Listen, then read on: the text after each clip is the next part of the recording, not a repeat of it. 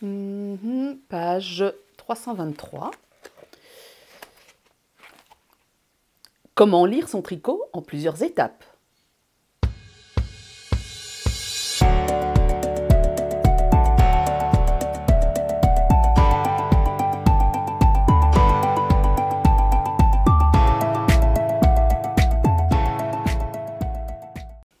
Bonjour à tous, bonjour à toutes. Ici c'est Christelle Lioul, Christelle Elka, designer tricot, et ceci n'est pas un podcast.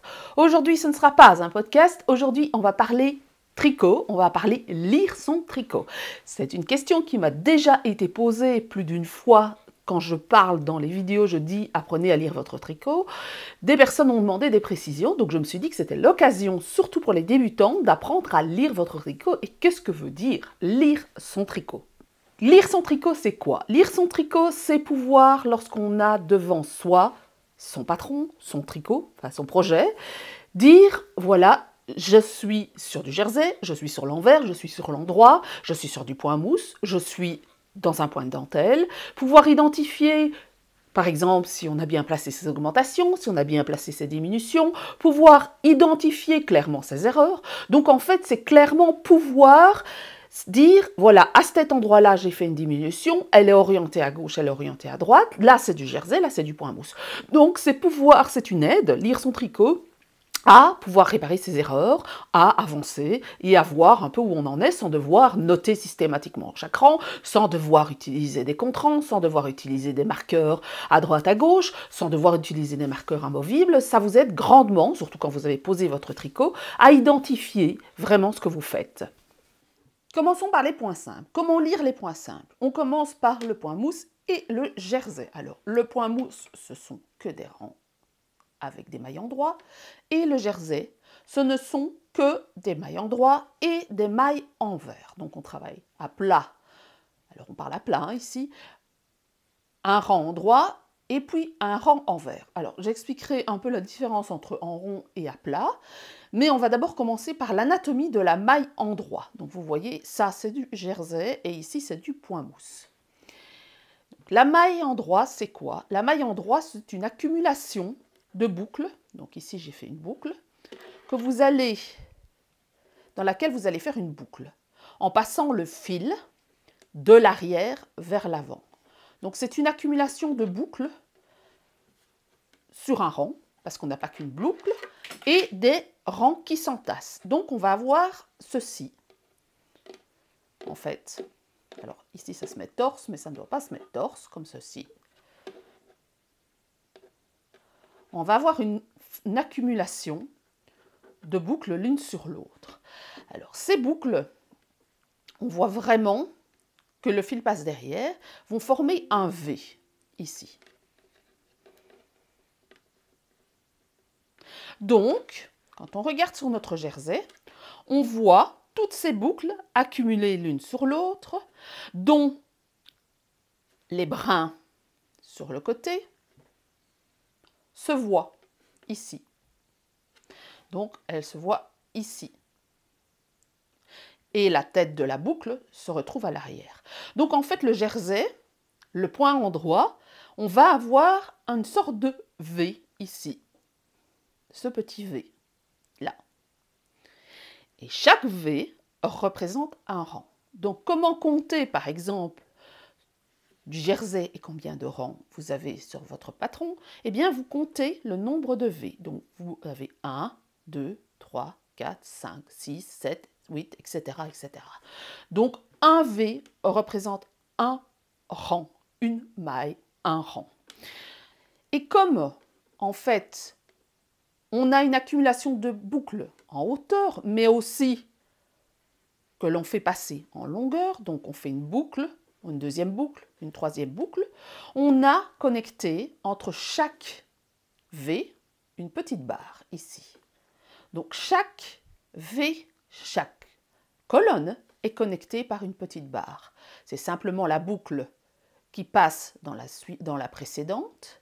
Et puis, vous le voyez ici, hein, même si ma maille est tombée, la boucle est ici, la barre est ici. Et puis, vous allez reprendre et refaire une boucle dans la boucle, refaire une boucle dans la boucle. Donc, vous savez ici que vous avez une barre entre chaque V. Donc, ça se voit ici. On va voir cette barre entre chaque V. C'est ce qui connecte chaque colonne ensemble.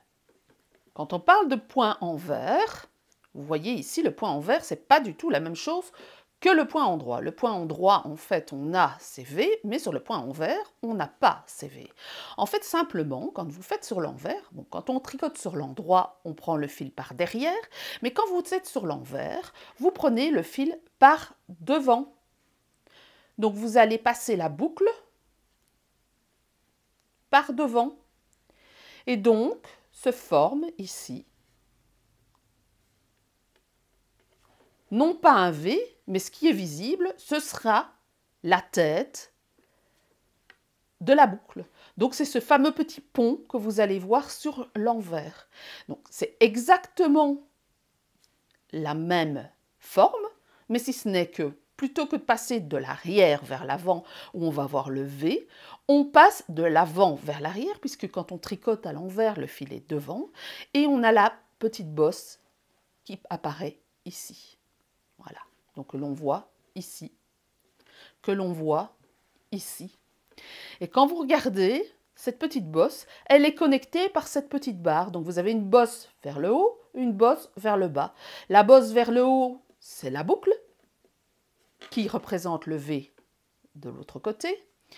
Et la bosse vers le bas, c'est la barre qui se trouve entre chaque V.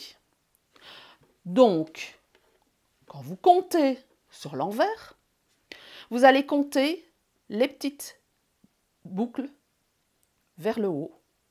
Et quand vous étendez, et vous comptez 1, 2, 3, 4, 5, 6, 7, 8, 9, 10, etc., etc. Donc, forcément, quand on tricote à l'endroit, sur l'envers, ça ressemble à l'envers. C'est ce qu'on appelle le jersey. Quand on tricote au point mousse, donc on a une boucle qui est passée de l'arrière à l'avant sur l'endroit du tricot, et quand on tourne, on ne fait pas passer de l'avant vers l'arrière, mais on recommence ce qu'on a fait avant. Et donc, on va avoir ce V qui va se former de nouveau. Mais avant, on a cette petite boule. Donc, sur le point mousse, vous regardez, vous avez cette petite boule. Mais entre chaque petite boule, vous avez un V. Donc, c'est comme ça qu'on voit la différence entre le point mousse et le jersey. C'est qu'entre chaque rang, dans le cas du jersey envers, vous n'avez pas de petit V. Tandis que sur du point mousse, vous avez vos petites boules ici, et puis vous avez un rang, vous voyez un V. Regardez ici, on voit un V. Des boules, un V. Des boules, un V. Donc c'est ça qui fait la différence entre le jersey envers et le point mousse. Alors, le point mousse à plat se tricote de droite à gauche sur l'endroit à l'endroit et sur l'envers de droite à gauche à l'envers. Tandis que quand on est au point, quand on est en rond, ce qui se passe, c'est que on va tricoter toujours la même face et toujours recommencer. Donc, on va toujours tricoter à l'endroit, puisqu'on est toujours sur la même face. Donc, le jersey en rond, c'est tout à l'endroit. Tandis que le point mousse à plat, c'est on tricote tout à l'endroit en aller-retour, mais on va tricoter à l'endroit le premier rang et puis à l'envers le deuxième rang quand on est à plat. Pourquoi? Parce qu'on veut que les mailles se contrarient en point mousse, alors que ça ne va pas être le cas lorsque vous êtes en jersey endroit, en rond. Vous allez toujours être dans le même sens, puisque forcément, on part dans un sens, on part dans l'autre à plat, tandis que quand on est en rond, on part toujours dans le même sens, donc forcément, on fait soit les mêmes mailles, soit on inverse en fonction du point que l'on veut. Donc ça, c'est pour les points de base. Petite chose que je n'ai pas spécifiée, c'est que le jersey, par rapport au point mousse, il est non réversible, c'est-à-dire que vous avez une face avec vos petits V et une face avec vos petites bosses. Tandis que le point mousse, quel que soit le sens que vous allez utiliser, il est identique. Donc, il sera non distinguable d'une certaine manière, ce sera difficile de savoir quel est l'envers ou quel est l'endroit. Et ici, le but, c'est quand même de mettre un marqueur amovible ou une technique pour pouvoir reconnaître l'endroit ou l'envers, surtout quand vous devez faire des augmentations et des diminutions à un endroit particulier. Un autre point que vous allez régulièrement rencontrer, c'est ce qu'on appelle les mailles torse. Alors les mailles torse, elles sont soit en droit, soit à l'envers. Le principe est le même, mais plutôt que d'avoir quelque chose qui est une boucle qui passe dans un sens et une passe dans l'autre, donc de l'avant à l'arrière et de l'arrière à l'avant, on va non pas passer cette boucle comme ceci, donc je vais retirer ceci parce que ça nuit à la lecture, non pas comme ceci, mais on va la rendre torse, c'est-à-dire qu'on va la passer comme ceci. Donc on va avoir une boucle qui se croise, comme ceci. Voilà. Donc quand on lira sur le tricot, on ne va pas avoir un V, mais une sorte de V croisé. Donc un V un peu bizarre, c'est ce qui fait qu'on reconnaît les mailles torse aux mailles normales. C'est que le V ne va pas être un V, mais un V un peu bizarroïde où on a une barre qui ressort le plus. Alors comment est-ce qu'on tricote une maille torse? C'est qu'on va non pas la tricoter comme ça. Donc on ne va pas non pas la tricoter comme ça, mais on va la tricoter par l'arrière du brin pour former une maille contrariée, donc croisée. Vous voyez, croiser ici le brin. Quand on est sur l'envers, les fameuses mailles torse, idem, plutôt que de passer la boucle de l'avant vers l'arrière, on va la passer torse, comme ceci. Et comment est-ce qu'on tricote de manière torse, à l'envers? On va tricoter non pas par le brin avant, mais par le brin arrière. Alors, autant à l'endroit, les mailles torse se voient, autant à l'envers, ça ne se voit quasiment pas. Donc c'est assez difficile de distinguer les mailles torse envers des mailles torse normales. Par contre, quand vous allez retourner votre tricot, par exemple vous faites du jersey envers torse, vous retournez votre tricot, le jersey envers, quand vous retournez sur l'envers, vous avez les mailles endroit, donc ça devient du jersey tout classique, et là vous allez voir que vous avez fait des mailles torse et non des mailles normales endroit. Vous voulez faire des diminutions. Par exemple, c'est quoi une diminution? Une diminution, c'est transformer 3 mailles, 2 mailles, 5 mailles en une seule. Ici, on va voir les diminutions simples. Alors, le principe est le même. Une fois que vous avez compris l'anatomie d'une diminution sur 2 mailles, vous avez compris l'anatomie d'une diminution sur 3 mailles, sur 5 mailles. Le but est de passer 2 mailles et les transformer en une. Alors, soit on passe cette maille-ci au-dessus de celle-là, pour que la diminution soit vraiment propre, soit cette maille-ci au-dessus de celle-là. Alors, comment est-ce qu'on fait ça? Quand on commence à passer, donc on a nos diminutions qui ne sont pas tricotées, quand on veut que nos mailles passent, je vais réarranger mes mailles parce qu'elles sont torses, quand on veut qu'une maille passe de l'une sur l'autre, comment est-ce qu'on s'organise? Donc ici, on a les mailles non tricotées, on veut que celle-là passe au-dessus de celle-là. Eh bien, on va tout simplement faire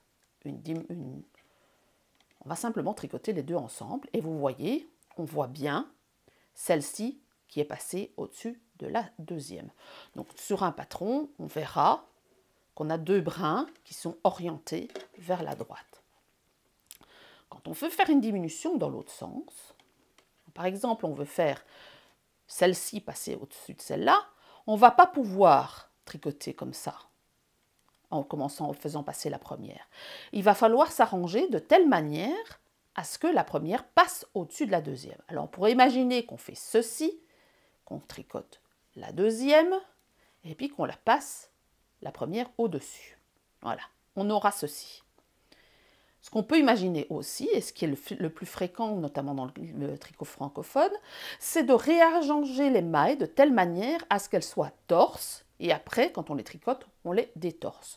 Donc, on va glisser pour qu'elles se croisent, on remet les aiguilles, les mailles sur l'aiguille, et puis on les tricote par l'arrière du brin. Donc, puisqu'on les a mis torses, on va les détordre, et on va les tricoter par l'arrière pour les détordre, parce que sinon on a une diminution qui va être torse. Et là on voit bien les deux brins, celui-là qui est au-dessus de celui-là. Alors, moi personnellement je préfère ce qu'on appelle le SSK en anglais au surjet simple. Donc le surjet simple c'est ceci, et on passe au-dessus. Pourquoi? Parce que quand on fait ceci, en fait la première maille va se distendre et ce sera moins joli que le SSK qu'on appelle le glisser tricoter. On a le même principe à l'envers. Donc, quand on veut passer à l'envers une maille sur l'autre, tout simplement, on va...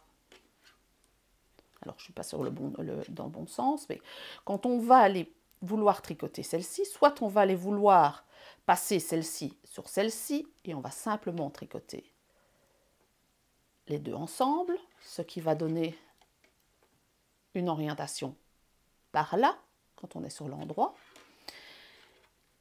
Et quand on veut tricoter à l'envers pour que l'orientation ne soit pas par là, donc vers la gauche, mais vers la droite, on va glisser, glisser, remettre sur l'aiguille et tricoter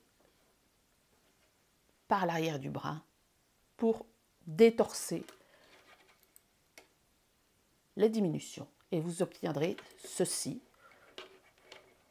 sur l'endroit. Vous voyez, on a une diminution orientée à droite quand on la travaille sur l'envers, ce qu'on appelle un 2 mailles envers ensemble. On a une diminution qui sur l'endroit va être orientée à droite. Et quand on fait ce qu'on appelle un SSP en anglais, c'est-à-dire slip slip purl, ou 2 mailles envers ensemble torse, vous allez avoir une orientation orientée à gauche. Donc ça, ce sont les diminutions. Et quand on les regarde, ces diminutions, sur le patron, donc sur votre tricot, vous allez voir votre colonne de V, vos deux colonnes de V, qui se rejoignent et vous aurez un endroit où on a une maille qui va être sur l'autre orientée à droite. Et ici, on va avoir une deuxième colonne de V, la première ici, en partant de la droite vers la gauche, va aller sur la deuxième. Donc ça, c'est vraiment le principe des diminutions. Alors, en 3 mailles, par exemple, on a ce qu'on appelle les diminutions orientées à droite, les diminutions orientées à gauche, mais on va voir ce qu'on appelle les diminutions centrées. Les diminutions triples, soit on va avoir la diminution orientée à gauche, et donc on peut envisager, par exemple, de glisser, glisser, tricoter. Et donc on aura, et puis on passe nos deux brins au-dessus. On va avoir une diminution orientée à gauche. On pourrait imaginer de tricoter 3 mailles en droit ensemble. Là, on va avoir une diminution orientée à droite. Et quand on veut faire une diminution centrée, on veut que cette maille-ci soit celle qui soit le plus visible. Donc comment est-ce qu'on va faire? On va simplement glisser les mailles ensemble pour qu'elles soient torses. On tricote la suivante et puis on passe les 2 mailles au-dessus et on a une diminution centrée. Donc, et là, on le voit. On voit vraiment qu'on a 1, 2, 3 qui se transforment en une seule maille. Donc, on voit vraiment ici, par exemple, l'inclinaison vers la gauche d'une diminution triple. Ici, on a une inclinaison vers la droite des 3 brins. Et ici, on a vraiment 3 colonnes, 1, 2, 3, qui se rejoignent. Et on a une diminution centrée. Donc, pour lire les diminutions triples, donc les diminutions sur 3 mailles, on a soit ici nos 3 colonnes, et on a 1, 2, 3 brins qui s'orientent vers la gauche. Ce seront une diminution simple SSSK en anglais. On a nos 3 mailles endroits ensemble vers la droite. Nos 3 mailles endroits ensemble vont donner une diminution vers la droite. On a ici nos 3 colonnes. 1, 2, 3 qui forment plus qu'une maille. Et la diminution centrée, on voit 1, 2 et la 3e colonne au centre. Donc ça, elle s'identifie. On utilise notamment ça quand on fait des chevrons pour que ce soit bien aligné et que ça ne biaise pas le tricot. On a ça sur des chevrons, on a ça par exemple sur le centre d'un châle. On a ce genre de diminutions qui sont les diminutions centrées. Parlons des augmentations maintenant. C'est quoi le principe de l'augmentation? L'augmentation, c'est rajouter une maille dans votre rang. On a 2 façons de faire les augmentations. Soit on va utiliser notre fil libre et on va ajouter du fil pour fermer une maille, soit on va se servir de ce fameux petit pont dont je vous avais parlé entre 2 mailles en jersey pour faire cette augmentation, donc ici, pour pouvoir faire cette augmentation. Donc là, ici, on a différents types d'augmentation. Alors d'abord, on peut imaginer ajouter simplement de la matière avec le fil qui est en route, et on peut le faire de cette manière, tout simplement, et c'est ce qu'on va appeler un jeté. Donc on va avoir un trou qui se forme ici. Ce trou, si on ne le veut pas, qu'est-ce qu'on va faire? On peut rendre ça torse. Donc on va faire quoi? Ceci. On va faire une boucle sur l'aiguille, et donc quand il y aura une augmentation, quand vous allez tricoter, vous aurez un trou, mais qui sera beaucoup moins grand. Donc ça, c'est 2 façons de faire pour ajouter facilement une augmentation en cours de rang. Alors ça dépend si vous avez envie d'avoir une augmentation qui soit visible ou une augmentation qui ne soit pas visible. Donc ce genre de choses, l'augmentation avec la maille torse et un jeté torse ou un jeté, elle va être visible. Maintenant, vous voulez une augmentation où on a une belle ligne orientée à gauche ou une belle ligne orientée à droite. Pour ceci, on va se servir de ce fameux brin-ci pour faire notre augmentation. Alors, soit on s'en fiche, on met notre brin dessus, on tricote, on va avoir un trou. Donc ça, ce sera une augmentation intercalaire, ni à gauche ni à droite, mais simplement une augmentation. Soit vous dites, moi je veux que ce soit orienté à droite, ou je veux que ce soit orienté à gauche. Donc, la différence se fera de la façon dont on va prendre le brin. On va prendre le brin par l'avant, on le met sur l'aiguille gauche. On voit qu'on a notre brin devant qui est orienté vers la gauche. Quand on va tricoter, on tricote par l'arrière du brin, et on va avoir notre augmentation orienté à gauche. Donc c'est vraiment la façon dont se présente le brin qui va faire que vous avez une augmentation, une belle ligne d'augmentation orientée à gauche ou une belle ligne d'augmentation à droite. Et la manière de le reconnaître, c'est que la jambe devant du brin que vous prenez, elle est soit orientée à gauche, soit quand vous prenez vers l'arrière, soit orientée à droite. Donc ici, on prend vers l'avant, on a orienté à gauche, on va avoir et on tricote pour rendre la maille torse, donc on va tricoter par l'arrière du brin, on va avoir une augmentation barrée, une augmentation vers la gauche. Et ici, si on veut une augmentation qui soit orientée à droite, on prend de l'arrière vers l'avant et on va tricoter par l'avant pour rendre la maille torse. Donc, on va avoir cette barre qui va vers la droite. Donc ça, ce sont les augmentations intercalaires. Il existe d'autres augmentations, beaucoup plus discrètes. Par exemple, relever ici pour faire transformer une maille en 2. Voilà.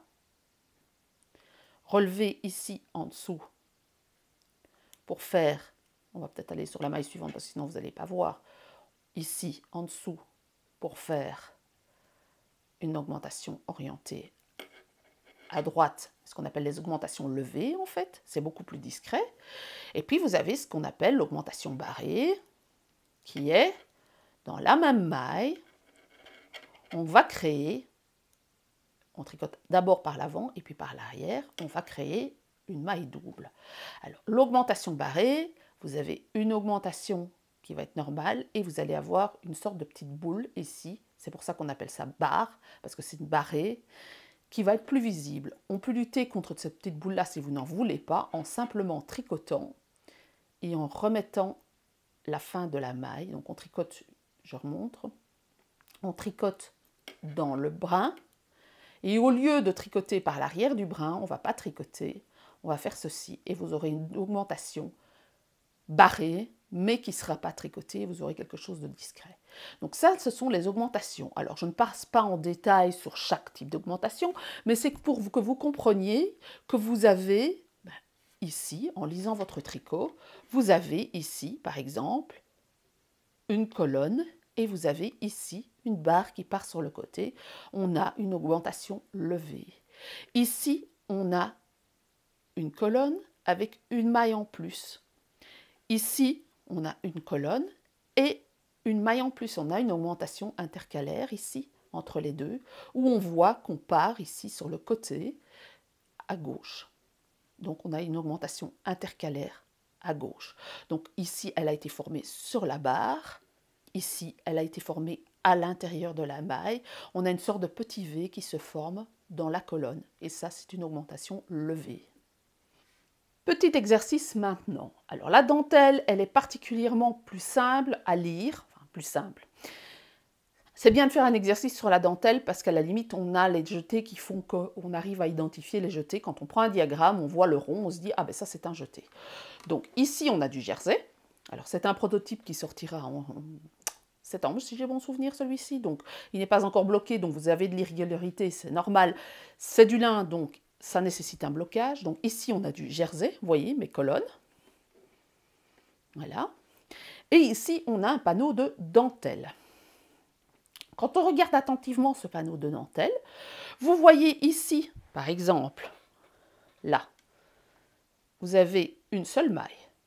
Donc ça, ce n'est pas un rang où il y a eu une diminution. Par contre, ici, on a deux mailles qui sont l'une sur l'autre, et on a donc une diminution orientée à gauche.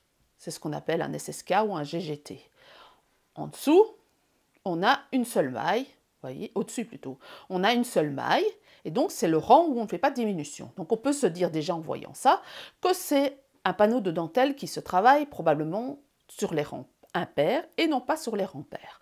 Donc ici, on a vraiment notre colonne de diminution orientée à gauche. On a toute une série de jetés pour compenser la diminution. Et ici, vous avez la même chose, avec des jetés. Et ici, pour que ça parte dans l'autre sens, eh bien, on a fait deux mailles endroits ensemble pour orienter les diminutions vers la droite. Et pour compenser, on a évidemment deux jetés. Donc on va avoir un jeté par diminution. En fait, c'est parce qu'on a une diminution là-bas, mais bon, voilà, je ne vais pas expliquer plus. Mais il faut compenser le nombre de diminutions avec des augmentations. Quand on fait un panneau de dentelle, si on veut que le panneau de dentelle reste sur le nombre même de mailles. Parce que forcément, si on diminue, on perd une maille. Si on augmente d'une maille. Donc quand on veut un panneau de dentelle qui soit droit, il faut qu'on joue avec le nombre d'augmentations et le nombre de diminutions. Donc ici, on a des diminutions orientées à droite. Donc on a deux mailles endroits ensemble. Ici, on le voit ici aussi, vous avez des diminutions orientées à gauche. C'est ce qui forme la feuille. En jouant avec la dynamique du fil, on se retrouve qu'on a un motif qui va créer une feuille. Vous avez des diminutions orientées à droite, vous avez des diminutions orientées à gauche. Alors tout ça va se stabiliser avec le blocage et ça donne ceci, vous avez une sorte de feuille. Alors ici on a des bubbles. Sur la manche, ici, si vous regardez attentivement, vous avez, non de ce côté-là, voilà, vous avez des augmentations au niveau de la manche, ici, ça se voit. Vous avez des augmentations qui vont vers la gauche. Donc on a une manche qui augmente, on va avoir toute une série d'augmentations orientées à gauche d'un côté de la manche. Et pour compenser, pour rendre ça joli, on va augmenter, orienté à droite de l'autre côté. Et ça se voit clairement quand vous regardez ici. Vous voyez qu'il y a une colonne qui se forme à partir d'ici. Donc on a une augmentation, deux augmentations et j'arrive à mes troisième augmentation.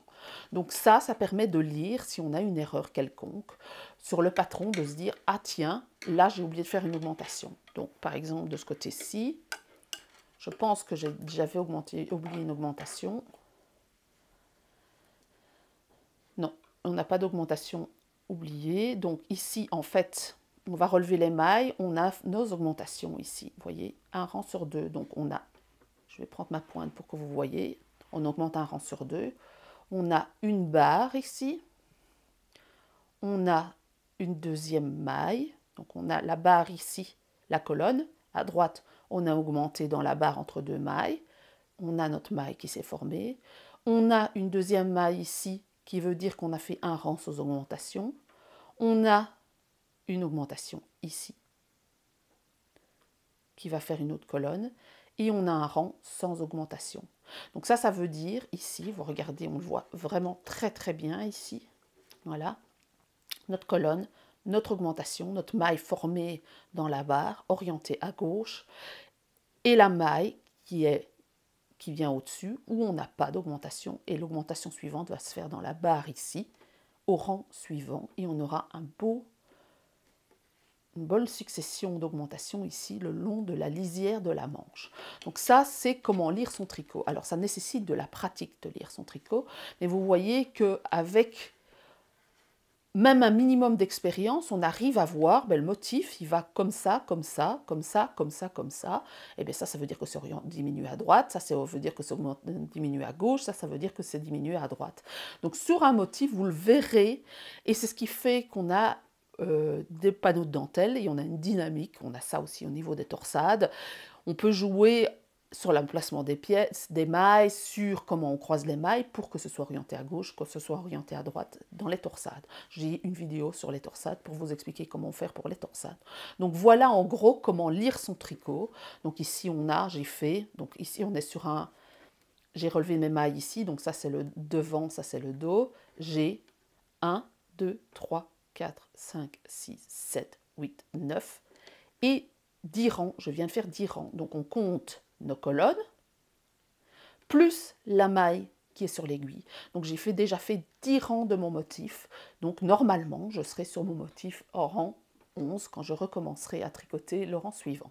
Voilà pour cette vidéo, je vous ai montré l'anatomie de quelques points simples. Le tricot, c'est jamais qu'une accumulation de points simples. Il y a quelques variantes un peu plus compliquées dans les points, mais c'est souvent un jeu maille en droit, maille envers, diminution, augmentation. Donc on est vraiment dans les points simples, et plus vous comprenez l'anatomie d'un point simple, plus vous allez comprendre l'anatomie d'un point plus compliqué. Il n'y a rien à faire, lire son tricot, ça vient avec l'expérience. Donc c'est une question de persévérance. Plus vous allez lire votre tricot, plus vous allez apprendre à identifier ce que vous faites, plus ça sera facile par la suite. Donc n'hésitez pas, quand vous tricotez, à recompter le nombre de rangs sans devoir passer par un bic et un crayon ou un contre-rang ou ce genre de choses. Donc simplement regardant votre tricot, n'hésitez pas à identifier là où vous avez placé une diminution ou une augmentation.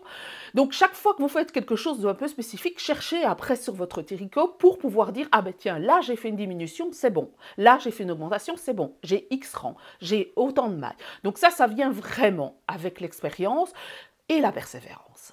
Je rappelle qu'aujourd'hui, il y a un Summer Challenge qui commence tout l'été. Je vous avais dit ça dans une vidéo précédente, que je vous mettais au défi de me mettre X patrons pour que je puisse les tirer au sort. Les patrons étaient tirés au sort, je les mets ici en dessous. Si vous avez envie de me suivre sur ces patrons-là, n'hésitez pas à participer. L'événement se passe et sur Facebook et sur Discord. Vous n'êtes pas obligé de suivre ces patrons-là, vous pouvez tout à fait choisir de faire un patron qui vous challenge et le commencer à partir d'aujourd'hui.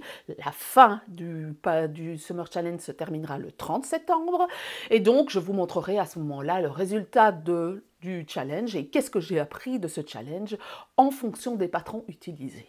On se retrouve la semaine prochaine. N'hésitez pas à mettre un j'aime, à mettre un pouce vers le haut, donc forcément, à mettre un commentaire si vous avez envie de mettre un commentaire. N'hésitez pas à vous abonner. N'oubliez pas que j'ai une newsletter, qu'il y a des thanks, qu'il y a Ko-fi, etc. etc.